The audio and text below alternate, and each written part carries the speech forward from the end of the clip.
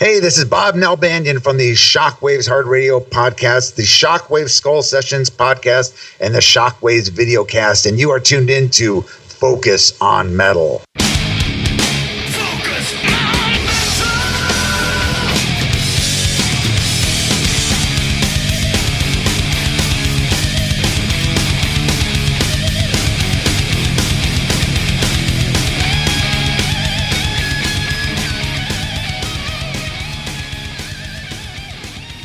Hey, Metalhead, Scott here. And Richie again. And holy crap.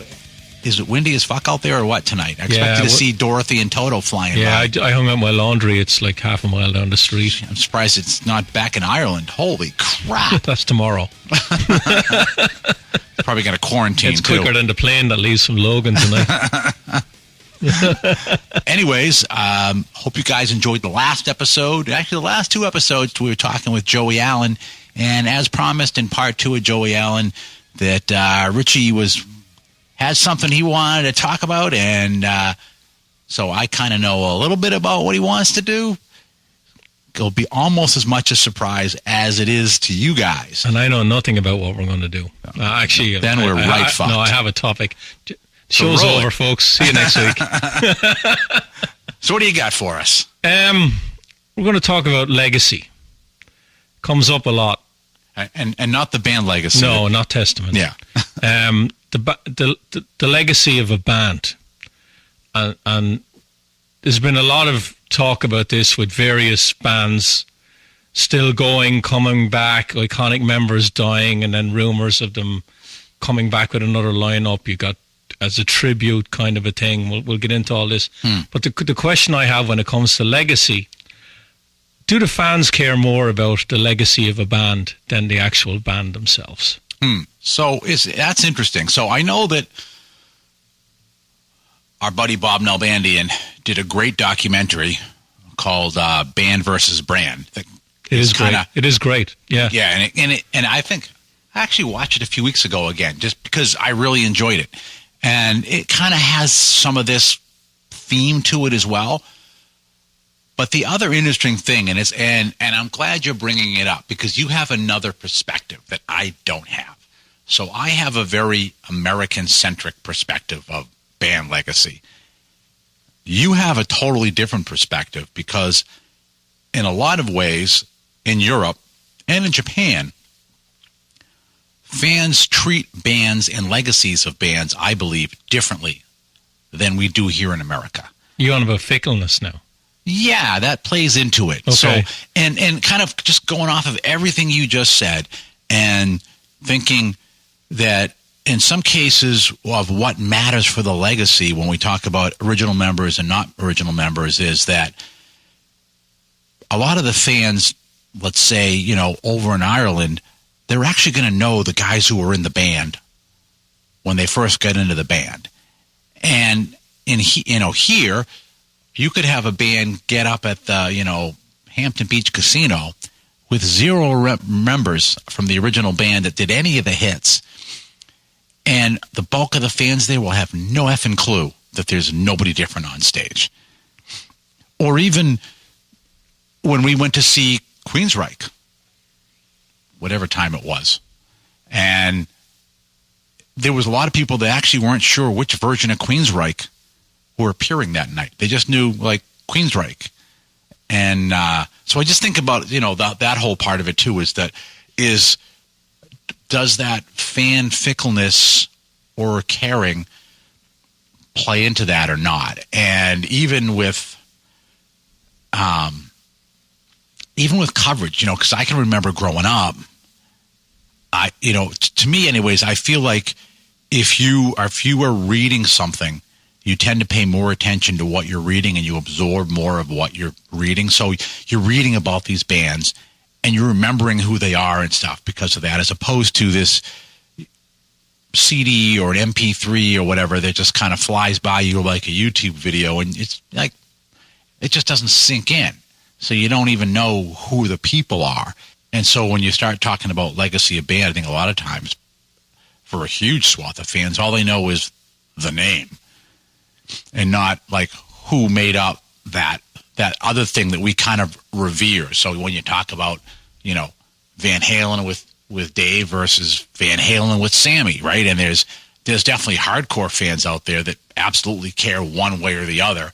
And then you have other people that are just happy to hear Van Halen.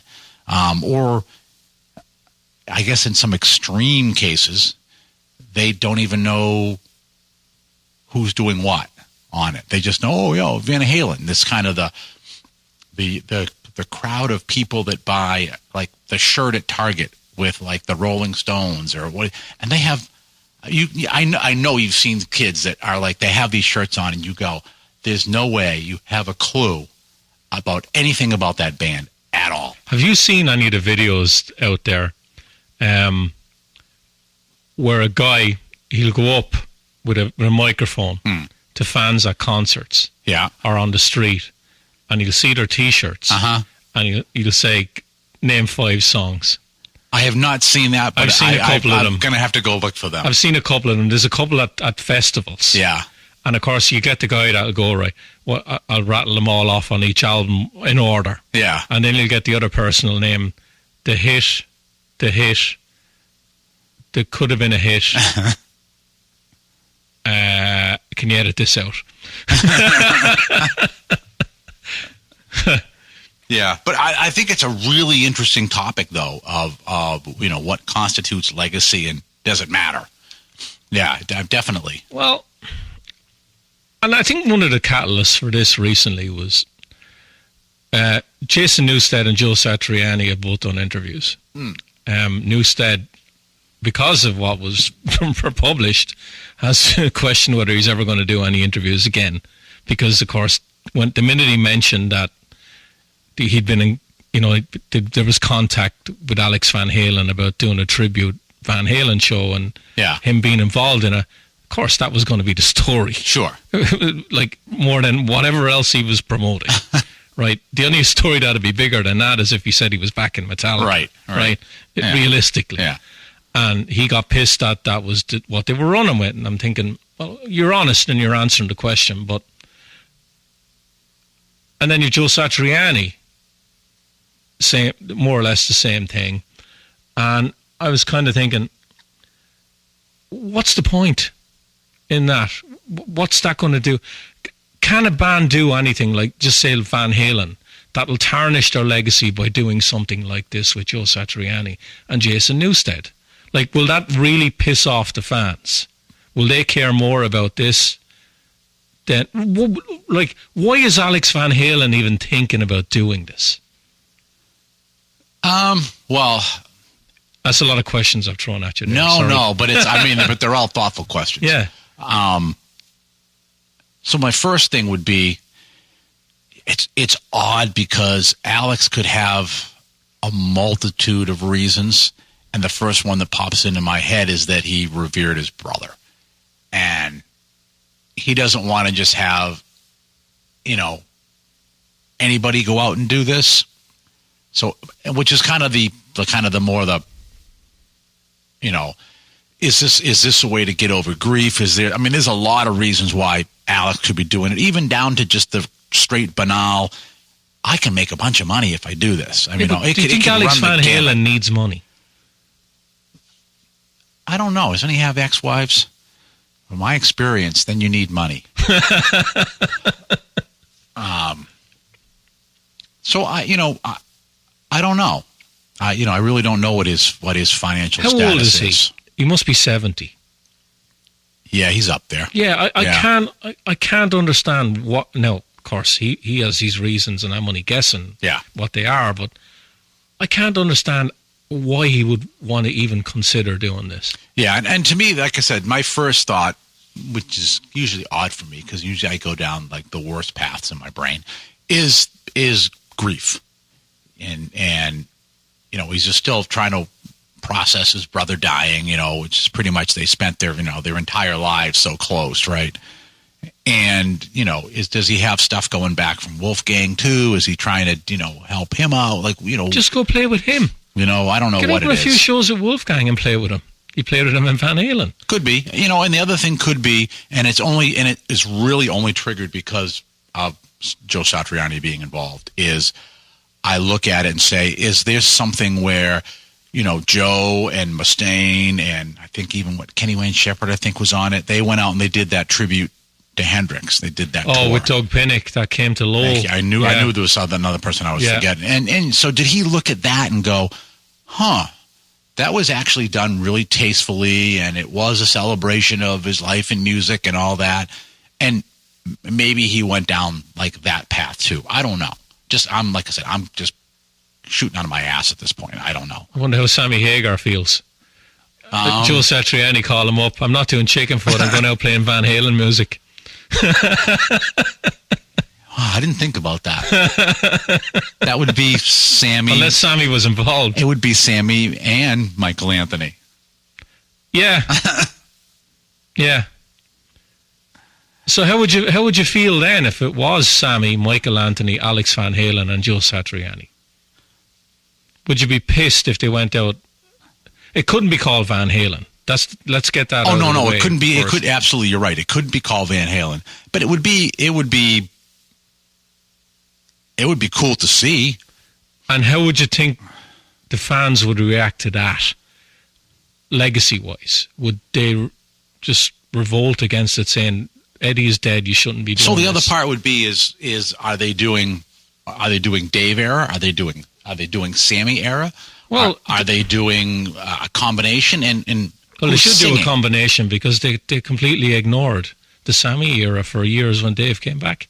Yeah, because I'm thinking,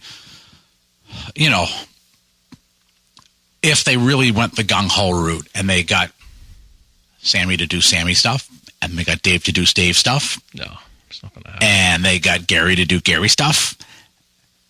Small bit of Gary stuff. Well, that'd be interesting if they did that. And then you had, and Joe's talented enough, he could cover the whole gamut of what they do. That would be a really good evening of music. Yeah. It's almost like a Schenkerfest, right? Where you had all the original singers coming out and doing their stuff. I really enjoyed that. That was pretty awesome. Something like that, I think then that's really being like respectful to it. But otherwise it's like, well, who are they going to have sing? Because it, as fantastic as Eddie is, and obviously I'm an Eddie nut, but it was the whole interplay too of the singer and the guitar player that kind of made each era of that band go. So yeah, there's a lot to consider with that. Yeah, but where's the time where you say to a band, look, just don't. Just stop. There's a lot of examples of it out there now. It's listen, if people go out and they see these shows and they have a great time, good for you. Yeah. I'm glad for you. But there's enough examples out there now where, especially with the singers, you just can't cut it anymore. Yep.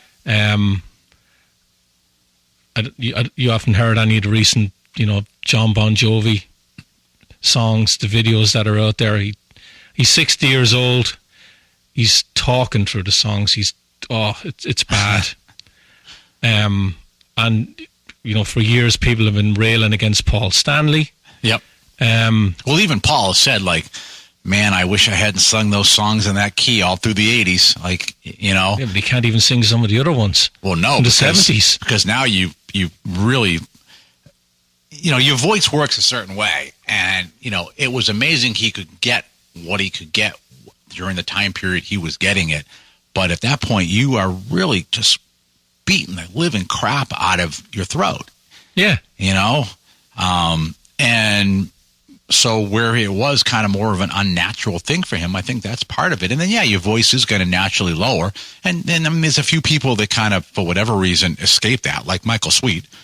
Yeah, but do you think that the bands, they care about how they sound now, and how bad they sound compared to what they did in their classic era? Because a lot of them, they don't sound as good. And if they do sound as good, it's on a computer. Yeah. Yeah, and they're getting a lot of help. Mm-hmm. But the thing is, too, is that realistically... Do they care, though, the band? Do they think... Or is it just, like, okay, I'll say what I want to say, right? I'll put it all on the line. It's just totally a paycheck. All that matters to them now is a paycheck. They don't give a fuck how they're remembered. If the promoter pays them to play, we're turning up. And if the people turn up and we sound like shit, we don't give a fuck. I don't think that goes for everybody. I think it does go for some, though. I think, granted, you put a lot of time, energy, and a huge part of your life into being in a band, developing that band, writing songs, going out there, busting your ass. There's a certain amount of pride in everything you did.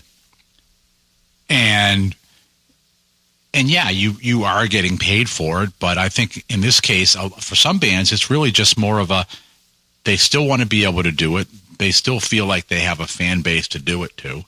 And so they'll go out and do a weekend thing here, a weekend there thing. Are there other bands that maybe haven't done as well in life post-band that maybe they feel like, oh, crap, like this is the only way that I can supplement what I'm making, because not everybody, as an example, not everybody is going to be out there doing, successful things post-band like Mark Ferrari did, or even like what Joey Allen did, there are people that don't have much to fall back on, and then they're kind of slogging it through, And yeah, so those people are still going out there probably and getting a paycheck. I don't think it's everybody.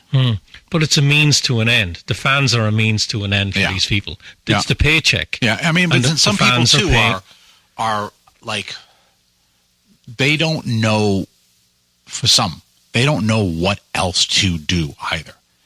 So some people, I mean, music has been the entirety of their life, and they really don't know how to do anything else but that. They don't know anything than that lifestyle and that thought pattern and any of that either. To them, that's as normal as us getting up every day and going and busting our ass to a job for 8 to 10 hours. Yeah, but that doesn't mean they turn up on stage and put in a half-assed performance. For some of them, they probably don't think it's a half-assed performance either. Why is that ego? Is it ego? No, I think it's denial. It's more denial. You think it's denial? Yeah, and bullshit. Yeah, I just think that. And again, I can't cast that on everybody. Because there are people that know that they are struggling, and again, like as an example, Paul Stanley is. He knows he's struggling. Don Dokken knows he's struggling, and they've said so. But yeah, there are some other people where you're like, yeah, he probably shouldn't be doing that anymore. So does personal pride come into it then for these people? Yeah, I think for some, absolutely. What, that they know they can't do it anymore, and then they just say, I'm not going to do it, but all these people come back. Because money overrides everything? No, I think, again, for some of them, it is just they don't know what else to do. And it's like, yeah, I still want to do it. Or they don't want to do anything else. Yeah. They don't want to put the time in to actually learn to do something else. Well. They just expect the world to revolve around them. I mean, at our age, do you want to learn to do something else? Like, I don't. And so, okay, if people are still going to turn up and pay to have me be bad, then okay, good. I won't have to learn anything else. We've spoken to enough musicians over the years, and I've asked the question to a lot of them about the business side of music. Yeah. And some of them have really gotten into it, like Bobby Blitz for a couple of weeks ago was one of them. Yeah. He said, right, I have to get savvy at this, so he's able to look after all that kind of a thing. And then you have others who are completely naive about it, right? Yeah. And I'm thinking, well, I don't really have any sympathy for you at all because he did it and you didn't. You were too fucking lazy to do it. So don't tell me now that you're too fucking lazy to do something else. Have you not learned anything at all? Either you're lazy or you were cut out of doing it. And a lot of times in bands, you do have the person that does that segment and nobody else does it. Yeah, but that doesn't mean you can't ask questions or try. Or when the band goes down to shitter, maybe say I'm going to be the guy to do it in the next band and not the guy that was in the band I was in. Sure, but then that's probably not the band that was a big, popular, famous band. Maybe. Maybe. Because there's band dynamics, and I can tell you that, in bands I was in, that if that was my swim lane, nobody else is doing it. They just weren't, and they weren't going to try to even deal with me to try to get to do it. They just weren't. You find your niche, and then you stick with it, and the other people leave you alone because you're better at it than them. Doesn't necessarily have to mean you're better. You're just a bigger asshole about it, to be honest. A lot of times I wasn't better. I just was the bigger asshole about it, and it was like, just fuck off. I'm doing this. Yeah, yeah. In a lot of cases, it was, control freak. Okay. But that's, and so you got the band dynamic of, okay, well, we still need this guy to write songs and be able to sing and play, so I guess we're going to deal with all the other stuff that he's doing, too. Do you have any band that has completely ruined their legacy with you by continuing? Or tarnished it? Not completely ruined, it's very extreme. Where you look at them a lot differently and thought to yourself, fucking hell, they should have fucking stopped. Or let me flip it. Who stopped when they should have stopped and didn't come back, and you went, yeah, you did it the right way? A lot of questions I'm asking you here. No, but that one there, actually, regardless of what happened afterwards, is Rush stopped when they should have stopped. Yeah. And they did it the right way, That's the first one that pops to mind when you ask me that question. Of course, that is the only one for me as well. That's instant. So that one there, yeah, definitely that just... on the other side of it, Guns N' Roses just leave shit alone. Just fucking leave it alone. When they were out on Chinese Democracy, or when they got back? Even before Chinese Democracy, they should have just fucking. There is no day. It's stopped. one guy. It's Axl. It should have. They should have just stopped. Another one that, and it's hard for me to say. Aerosmith. Yes. I was going to ask you about them with Joey Kramer not playing shows. That's a tough one for me, and incredibly tough one. And they've got 4 of the original 5 guys. Now that's a high percentage when you look at a lot of these bands now. Yeah. Yeah. So that one there, and again, that's from the last time I saw them, they still put on a good show, but it was, and okay, granted, there's a bias here too, because I am so much more into, rocks and Toys in the Attic, and that's my era. Then I would take my daughters, and they were much more into all the other latter stuff, but it's still, that was a band that should have stopped. Another one that definitely should have stopped is the Rolling Stones. When Charlie Watts died, or before Even that? Even before that. Just, what, 1980? I mean, it's like, the last time I saw him, you had Keith he'd walk around the stage. He wasn't even playing. He'd mosey off the stage. He'd mosey back on. It was kind of like, yeah, I'm here, and yeah, I'm sort of kind of playing, and I'm an icon, and I might be able to just strike a pose and play one chord and walk away again, and everyone goes, oh, Keith. So it was like, great iconic band, but you know what? Maybe wrap it up. I got one. It's ZZ Top. I think when Dusty Hill died, they should have played the shows that they were contracted to play, and then said, we're done. Yes. We can't replace. So freaking integral. And it's a 3-piece band. And the thing I would say is, I'm glad you brought that one up.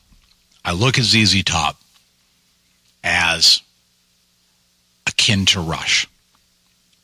That those guys are so kind of inextricably tied together. And you watch even that last documentary they did with the band, and it's like, this is like 3 friends that have lived a lifetime together. And I could see that if Neil had died before Rush had decided, had done their farewell tour, I honestly believe they would have just said, no, we're done. Just like Zeppelin did, we're done. And so I'm shocked that ZZ Top would continue like that. That I would agree that with the first thing you said, finish what you have contractually, and that's it. Same thing with that. The Who should have done the same thing. Yeah, they're back playing shows. Yeah. So, but I would think that again, they should have just done that. I 100% agree with you, and I'm shocked that they didn't. Do you think the fans, when you talk about ZZ Top or the Rolling Stones, the fans don't give a shit? They don't. Right. You said yourself, you've never seen a band move merch like a Rolling Stones show. Move merch. Holy shit. Right. And a lot of that is the fans, they don't want to let go. And I get it. It's part of their youth. They want to relive it. I think that probably got a lot to do with the vinyl revival. It has for me. That it's bringing me back to an age when I got into music that I was holding the vinyl and the records, and it's the whole experience of it.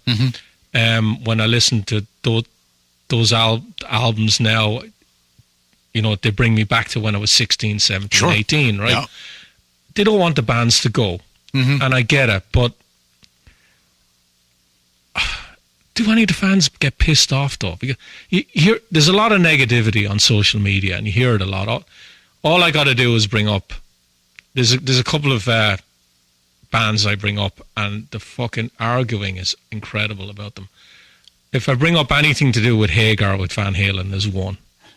Anything after the Black Album with Metallica is another one. Especially if anyone says that they love any of the albums. Yeah. Like, I've seen people personally go after people in the comments section, and I'm like, get a fucking grip. Yeah. They like what they like, and that's the end of it. Yeah. Would be another one. Iron Maiden would be another one. God help you if you love some of their new stuff and think it's actually better than their 80s material. The guys want to find out where you live and fucking shoot you. I mean, it's definitely different. Yeah. And I know what I prefer, but it's still, it's still good stuff. They're still, but it is markedly different. But I think a lot of it as well is it's the songs and not the band that people want to go and see. So they want the songs performed well. Would you rather see? Right. I'll throw a name out here. Right. Just say Steve Perry went back with Journey, right, and sang. A new album coming out, by the way. Yeah.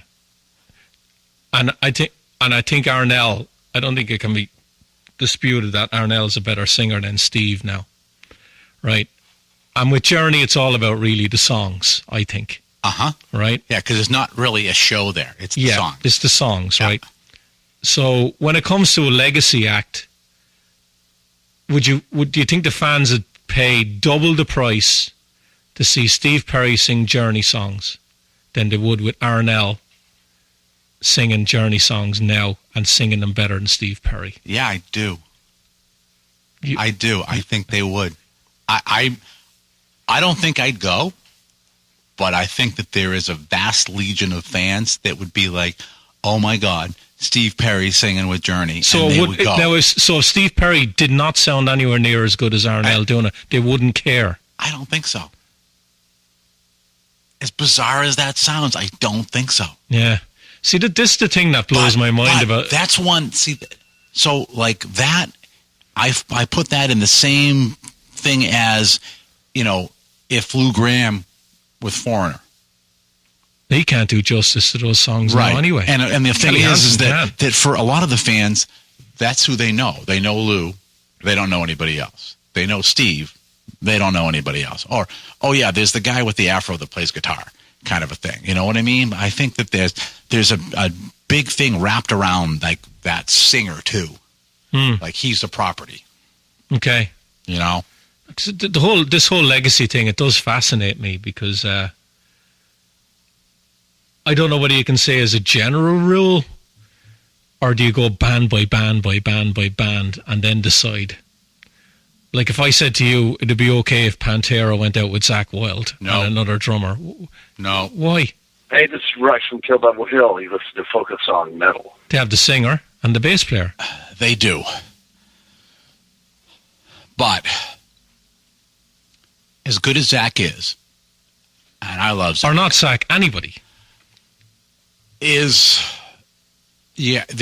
There both Vinny and Dime have a groove. And there's something of, and I'll key more in on Dime. He just has this groove that I don't think anybody else can replicate. And without that, you can't do Pantera. You just can't. So do you think then that would definitely tarnish the band's legacy if the other two went out as Pantera? Yeah, absolutely. Absolutely. How do you think the fans would react to that? Do you think they'd be more pissed than the band? Pantera fans, or would they go because it's Phil and Rex and they're going to hear Pantera? You see, one of the things we always I think Dime is I think that the core Pantera fans they would not be into it. I just don't think they would. They wouldn't go. Yeah, I don't think so. Okay, interesting. Yeah, it just and granted, remember, I'm coming at it too from the whole kind of musician's perspective of it too, and just knowing, kind of the uniqueness of what Dime brought to it, and I just I don't know. I don't think that really hardcore Pantera fans would want to go see it. What about Slayer coming back? Like, do you think that fans would be pissed saying, you said a few years ago you were leaving, you weren't going to come back, and now you're coming back? Would that tarnish their legacy? Would the fans be pissed? No. Slayer fans, no. Slayer fans would be right on board. Because they're mad. They'd be right on board. The linchpin would be who that second guitar player is. What about the drummer? Because they could pick from at least 3 drummers off of their legacy, and the fans would be fine with it. To me, it's that second guitar player. Like Gary, he had the Bay Area credentials, that true thrash kind of blessing to go in there. He had enough respect. He had enough of the, like, fuck you, I don't give a shit balls to his personality that was not an affectation at all. And I think the fans really respected him for that. So I think if he was there and they pick from one of their former drummers, then yeah, I think the fans would go. It's Slayer. Mm. That's, like I said, that's a whole other ball game, right? It's Slayer. It's kind of like, definitely not our genre, but every year, KC and the Sunshine Band plays the Casino, and that show sells out almost instantly every freaking year. I'm sure half the original band is dead. And it's like, that is like the pop music Slayer. You know what I mean? It's like, what the hell? But yeah, I think Slayer's in its own realm. The other thing you noticed recently, and I don't know how close you've been paying attention to some of these shows that are happening, you've all these members disappearing. And the new buzzword for a lot of them is they're going on hiatus. And they won't admit that they're gone or whatever. It's just like they're going on a vacation or they don't want to come back. Troy Lucetta from Tesla is one of them. Yeah. Right? You look on Blabbermouth today and they've announced a tour, and of course they put up a picture and he's in the band, and he hasn't played in the band since last year. Yeah. Is he coming back? He's on hiatus. Right. There's been various shows recently where, people have gone missing for a while. Yeah. And that seems to be the new buzz thing out there, where they won't let on to their fans that the guy's gone. They kind of get being strung along, and I don't like it, to be honest. Yeah, well, yeah, and again, is it a legal thing that they really can't say that they're gone yet? I do edge more towards no, we're just not going to admit they're gone so that we don't upset the apple cart and people just come anyways and the money keeps coming in. So I do initially approach it that way, but again, you brought up money, all about the money. They probably all have ex-wives. But the big hiatus one, and it's reared its ugly head recently, big time, is because now we have this actually John Grisham's to write the novel on this band is Queensryche with Scott Rockenfield, Michael Wilton, and Eddie Jackson going at it. And of course, a couple of years ago, Scott Rockenfield went on hiatus. Yeah. Right? Yeah. And you know, all these interviews going out, and I haven't spoken to him. I don't know what he's doing. And now, of course, because there's legalese happening, it's all coming out in the wash. Yeah.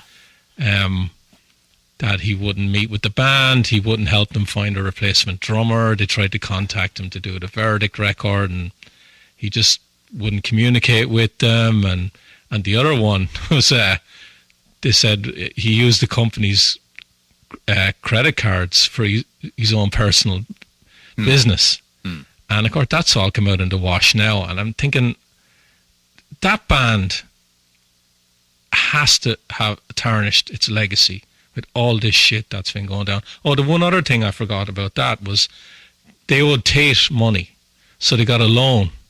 And Wilton and Jackson are saying that Rockenfield just stopped contributing to the payments of the loan to Tate. You see, all this shit comes out, and I kind of heard rumours of a lot of this over the last couple of years, but of course, I'm not going to say anything, but you know, it was out there. Yeah. If you looked hard enough, there was, you know, there's enough people on social media now who know someone who knows someone who knows someone, and you have to wade through the bullshit and then say, actually, that guy might be reputable in what he's saying, that he actually does know someone. Yeah. So I had heard some of that before. And of course, there's always a whiff of bullshit with the interviews. Sure. It's, you know, people who believe press releases are 100% true. I just laugh at them, you know. Oh, but he said this in an interview. I'm like, yeah, right. But that band, that's one band now that I think has really tarnished its legacy in the last 10 years. The band now, I think the fans care a lot about the band, and a lot of fans love the new music and they care about that. But when you talk about Queensryche, their legacy has been tainted by what they've done. So I think there was definite tarnishing with the two Queensryches for a while. That didn't help at all. But then you have the flip side, which makes me kind of wonder how much they tarnished it, in that everything that they've put out since having Todd in the band is fantastic. And it goes back to Warning and Rage, and it's that same sound, the same power and drive that powered them up to Empire. And, you know, if Todd had come in and there was really substandard stuff that they were putting out, crappy, half-thought stuff, or even, you know, if you go back and you look at some of those albums that were coming, you know, post-Empire, you know, even those started to kind of, I think, to me, tarnish the overall legacy of Queensryche. And then, so it's kind of hard to say how much they're tarnished, because then you get this new singer, you get Michael, who now feels empowered to be in the driver's seat, or just feels like I need to get off my ass and get back to songwriting again. One of the two.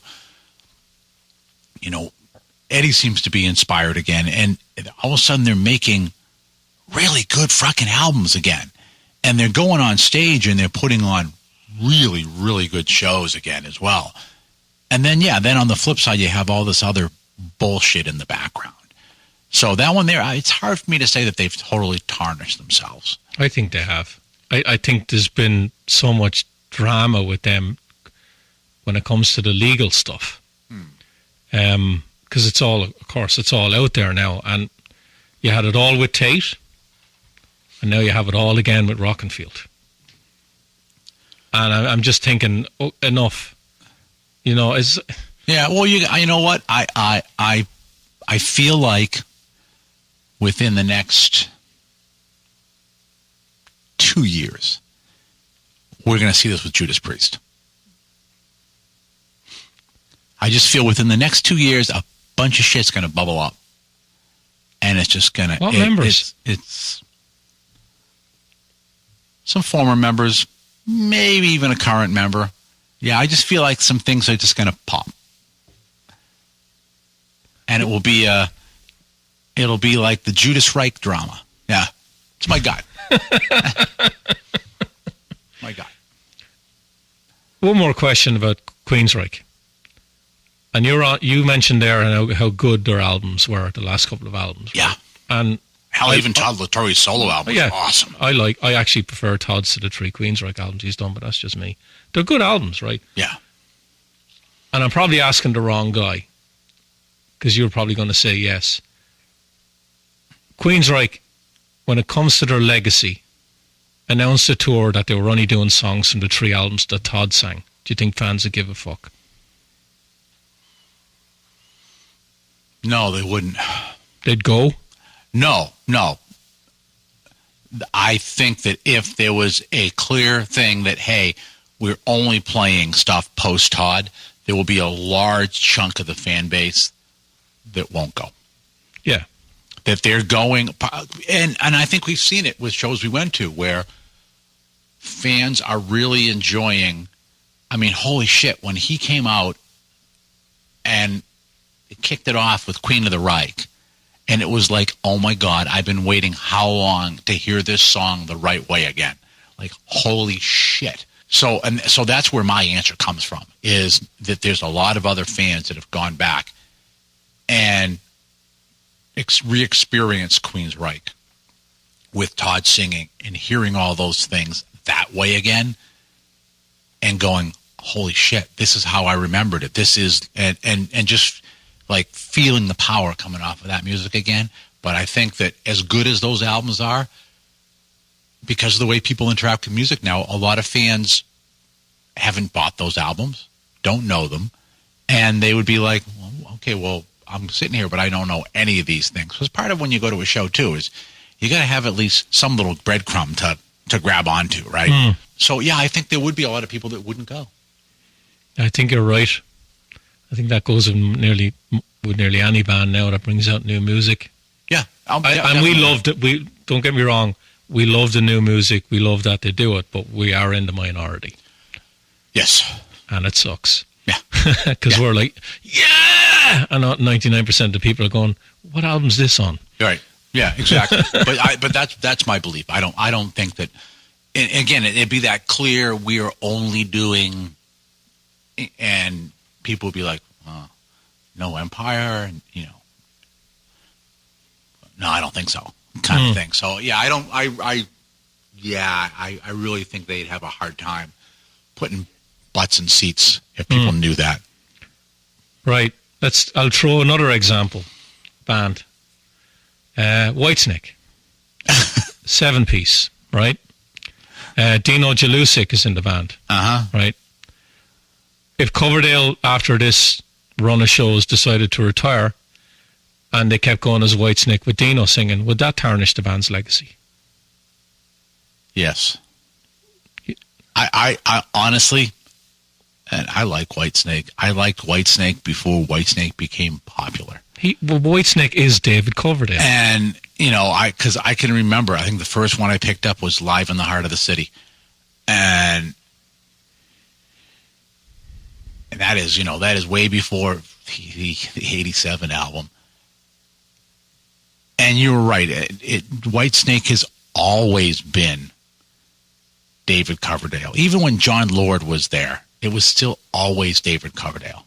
He founded it. His band. Yeah, it's always been him. I think Whitesnake without Coverdale, why? Be like Rainbow without Richie Blackmore, wouldn't it?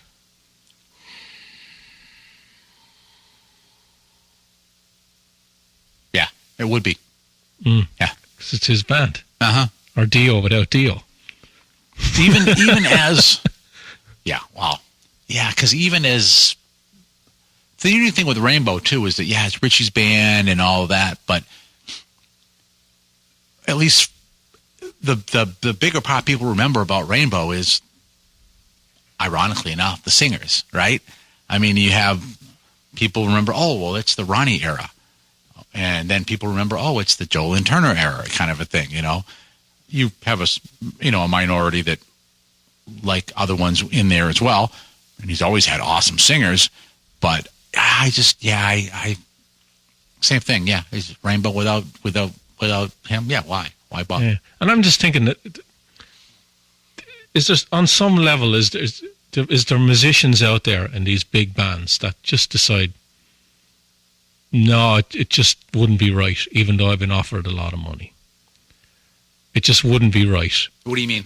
Like to go keep going in any form. It's like I was kind of looking at it as I've had my day. I've made a lot of money, and if I squandered it, that's all my fault. But I care more about how this band is going to be remembered than the fans do. I don't want to fuck around with the fans. I don't want to give them a substandard show. That's essentially what Steve Perry did, right?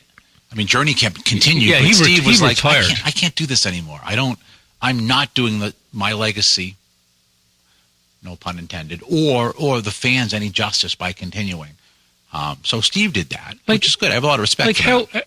How is Ozzy going to embellish his legacy by coming back and supposedly doing these shows? How is it going to improve his legacy doing them? It's not. It's not. I think, well, for one thing, Sharon, but I think Ozzy too he doesn't know how to do anything else. And then he's 73. I know, but then, or 72. And he's in his 70s. I'm not excusing him, but the other thing I'll say is that, some things I've watched where they talk to like his children and stuff, and they talk about the years where he was at home and he wasn't on tour, and they were basically, most of the time they would relate back that he was miserable because he didn't know what the fuck to do with himself. That he's used to this, go out and be this Ozzy persona on stage, and that's what he knows. And if he's not doing that, yeah, but sometimes running ATVs into sometimes trees. These guys have to say to themselves, it's not doing it. It's can't do it.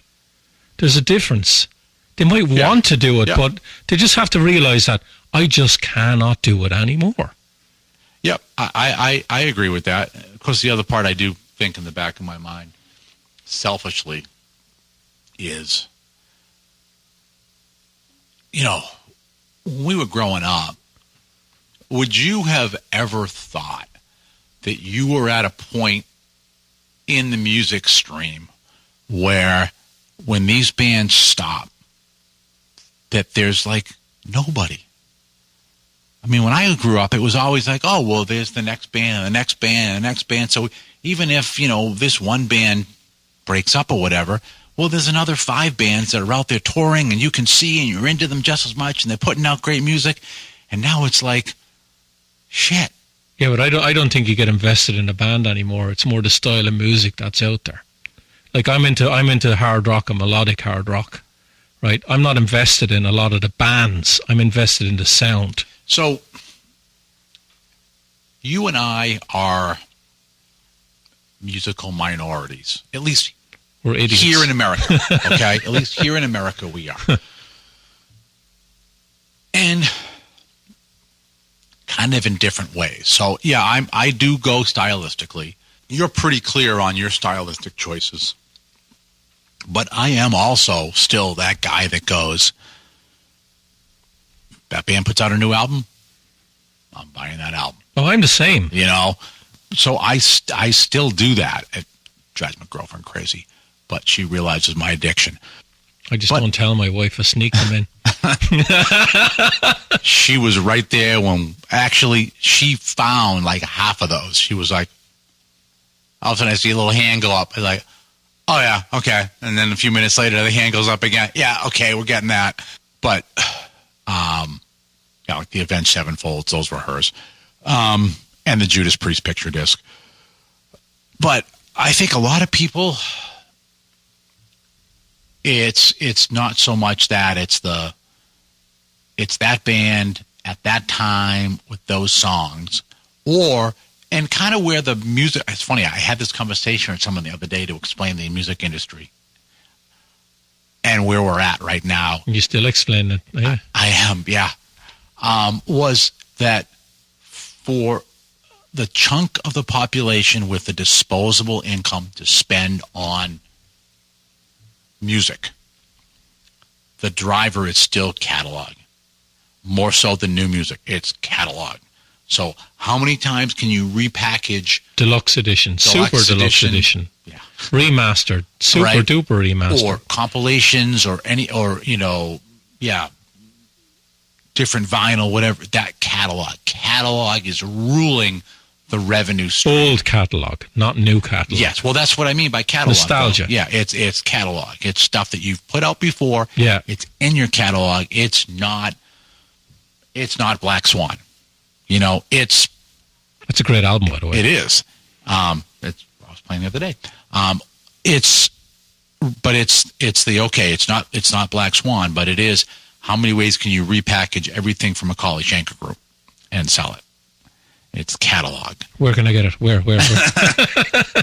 and that for a lot of people, that is what drives their music purchases. And you see a lot of that too and for some of them, I pick them up just for damn convenience because I may already have the singles, but it's having, did I order it? I think I did. It was like all the Tokyo Blade on, one shot. Wow, that's the name of a band I haven't heard in years. I just got Tokyo Blade. Wow. I just got the dual color vinyl of their self-titled. Yeah. What did they make? 10 of them?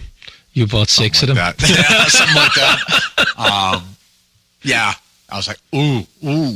Yeah, I snapped that right up. But yeah, so because it is, that's what moves it is, and you can see that they've got. Well, when I bought it on CD and on vinyl, Skid Row, the Atlantic years, right? Mm-hmm. Catalog. Yeah, they've done that for rap. They've done that for Van Halen. They've done that for a lot of.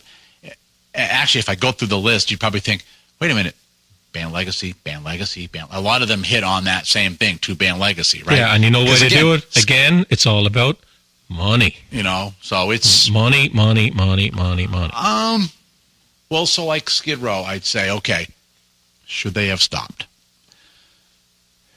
I don't think Snake's doing it so much for the money. I think he's doing it. One, he loves to do it. The new singer's really good. Have you heard him? And have you heard him with the new singer? No, He's really good. I've heard good things. I've heard bad things. I've heard the one like kind of ridiculous comment, which is he really should have long hair, but but yeah, but I think that's a band that again they have a legacy, and they went through some pretty lean freaking years there, but I think that's the thing is I think that someone like Snake, he just like kind of lives and breathes that band, and he's proud of it. There's a band now where do the fans care more about Legacy than the band members? The band members don't seem to. They have the legacy of the first 2 records, especially, that sold a shitload. Yeah. And they want to continue on. So I think the fans care more about the legacy of that band in general than the band does. And I do think, though, too. Or is that a wrong way of putting it? I think there are going to be fans that will show up to the current Skid Row tour and be like, that's not Baz. You still think there's people that do that? Yeah, absolutely. No way. Absolutely. Well, that's their fault. That's dumb in this day and age. And on the other hand, if Baz showed up, they'd go, what the fuck happened to Baz? He's 50. He's in his 50s. Well, it doesn't matter. I'm in my 50s and people don't believe it. So I know. But the guy they have now, Eric Gronwall, yeah, he actually does do justice to those songs. And this is what a lot of these bands do. It's like, let's plug in the guy that's half the age of the guy that you know and who can sing the songs better, and we'll try and get away with it as best we can. A lot of bands do that. Yeah. And because a lot of times it's the singer, right? Yeah, it's all about the singer. Yeah. Arnell They got in Arnell because he sounds like Steve Perry and he's half his age. And Kelly Hansen is 20 years younger than Lou Gramm. Yep. And he's been in the band for 20 years. And the other thing about those two guys in particular, though, too, those are good examples, is both of those guys are so fucking happy to be in those bands.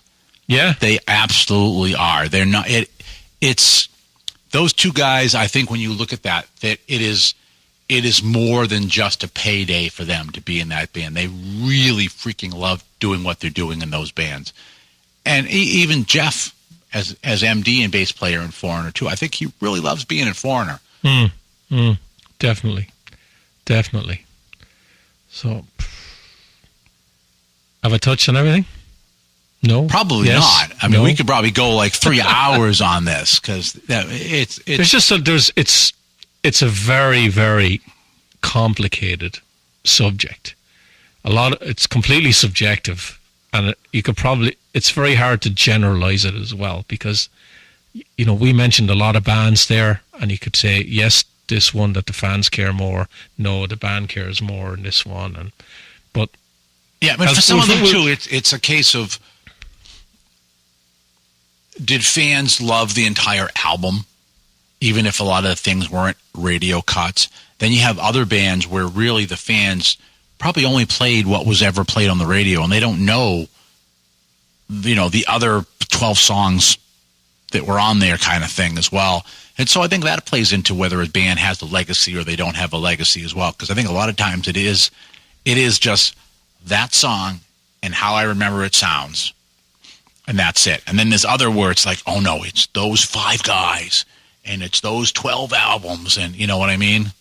Can you think, I don't know whether I've asked this, and if I have, you let it out anyway, but can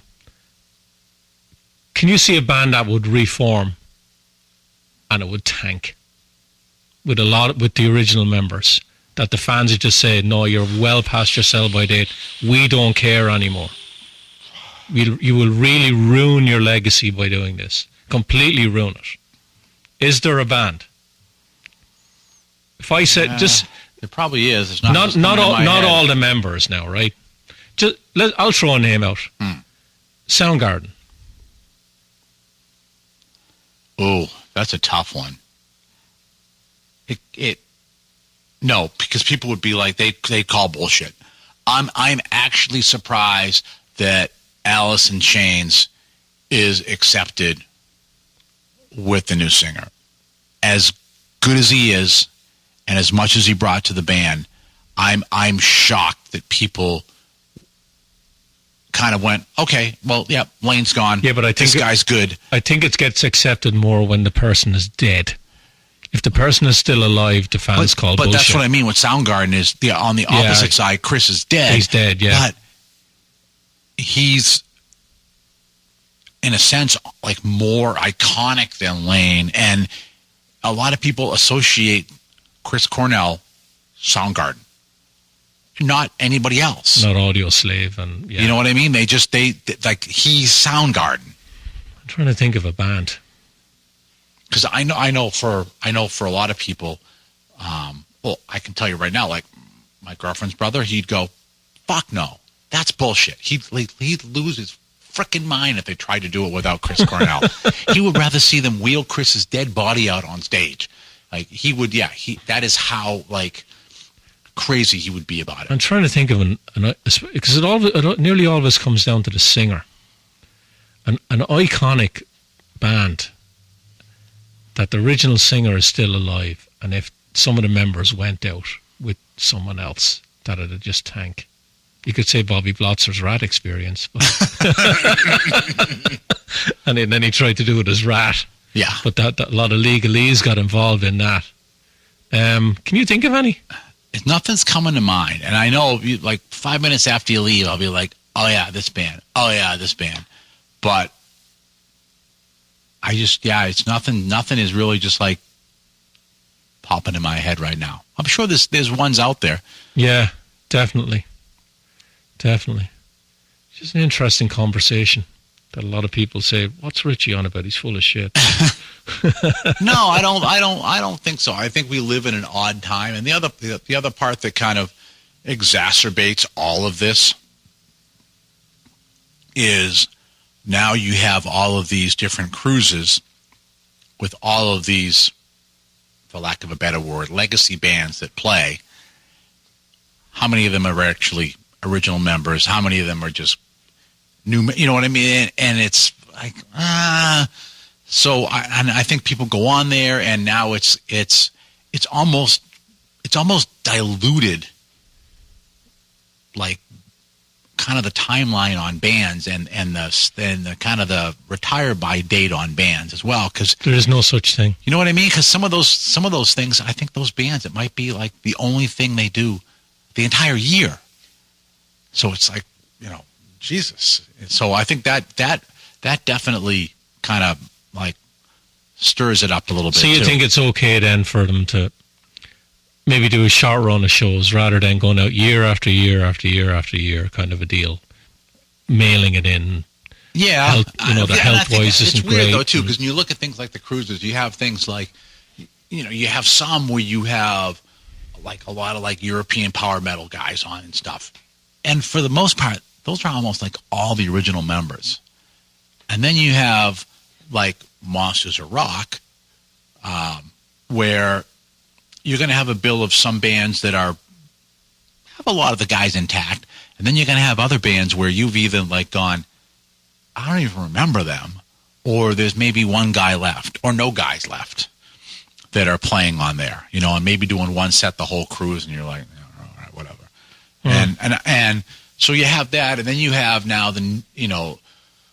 and so you have the cruises, you have those festivals as well, and then you have a lot of fly-in, like, casino work. And we know from interviews we've done with a lot of artists, too, casinos pay really well. They do. Right? It's back to your money comment, right? Mm-hmm. So you have that, too. And for those kind of shows, it's even different because on a lot of times, they're playing and, like the Wolf's Den at Mohegan.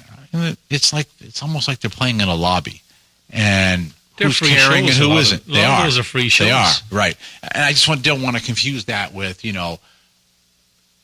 Judas Priest playing at, actually in the arena. Not here. You know what I mean? Yeah, not here. Well, it was good to see the Worthen full of actual black-clad metal fans. That was good. So, I don't know. Band Legacies is a mess. But I will say, I think awesome topic. And if you really want to get a better opinion than our knucklehead opinions and get it kind of broken out into some really nice segments, definitely check out Band versus Brand that Bob Nalbandian put out too, because if nothing else, it will make you think even more about what's important. Yeah, it will. It's the brand. Yeah. It's always been the brand with these guys. If you own the name, you make the money. Yeah. Yeah. It's like, what was that thing that Don Dokken or George Lynch said years ago, or Don said it? Don went up to him, he said, what's your problem? George pointed at the backdrop with the name, and he said, that's the problem. Yeah. It's all about the name of the band. Yeah. And who owns it. Yeah. All right. Well, I'm not sure we got anywhere this week, but that means this is old school focus on metal. We said a lot of stuff, and we got nowhere. So and it didn't record any of it. I feel good about it. And my digital audio station did not crash the whole time, which I'm, amazed at. But anyways, that's it for this week. Stick a fork in it. This one is done. So for myself... And me, my voice is gone, talking too much. Have yourselves a great metal week, and until you talk to you again next time, as always, thanks for listening, and remember... Focus on metal! Everything else is insignificant.